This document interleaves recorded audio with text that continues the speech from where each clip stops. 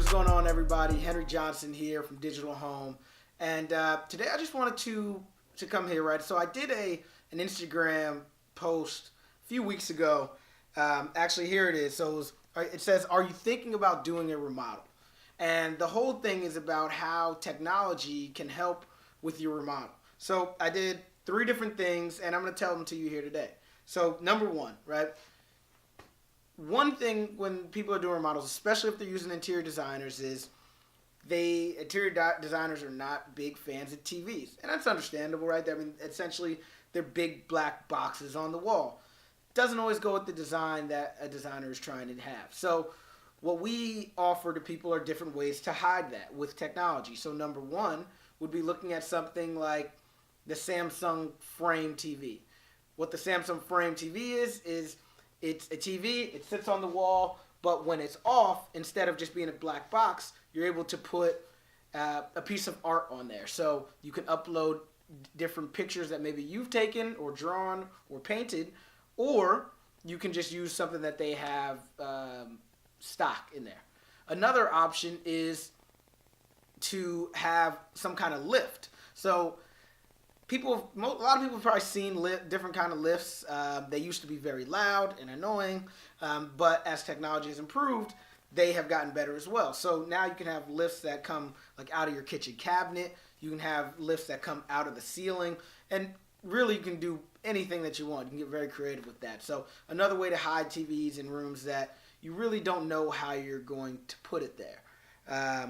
Number two, we talked about on that post was different ways of hiding speakers, right? Because having audio is amazing, right? Being able to listen to music wherever you are in your house, it's just a genuinely enjoyable thing to have.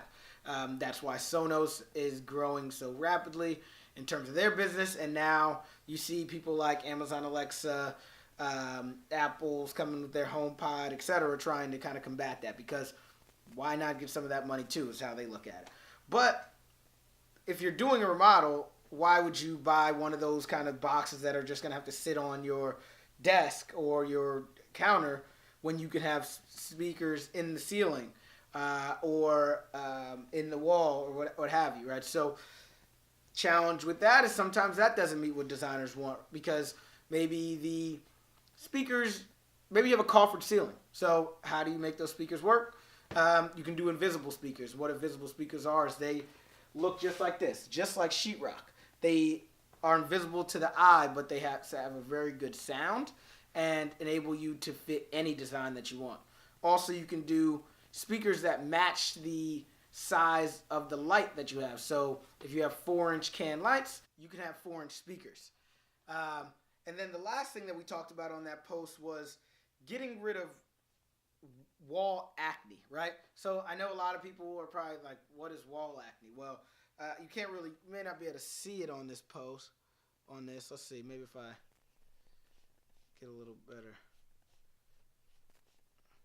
Not going to work. But essentially, what wall acne is, it's when you have a lot of different things on your wall, kind of taking up, making it an eyesore, right? So having an 8-button light switch instead of 1 or 2, or having a thermostat right next to a painting, right? So what you're able to do by being smarter with your technology is, instead of maybe doing a normal lighting system, putting in a low voltage lighting system so that it can act a lot smarter. So instead of having an 8-button system, you can have maybe a 2-button, each with 4 small buttons on it that do what the 8 buttons did.